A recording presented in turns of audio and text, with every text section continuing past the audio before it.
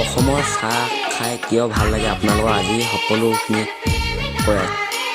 প্ৰথমে বাগানৰ পৰা চাহখিনি তুলি লোৱা হয়, তাৰপিছতে পাতৰ এজনে সেইখিনি পাতখিনি কালেক্ট কৰা হয়। তাৰপিছতে পাতৰ এজনে সেইখিনি পাতখিনি নি কিনি ফেক্টৰীত ঢালি দিয়ে। এজনে পাতখিনি ঢালাৰ পিছত এই ফেক্টৰীলৈ টোপাত ভৰাই পাতখিনি ওপৰলৈ নিবলগীয়া হয় এক মহলা।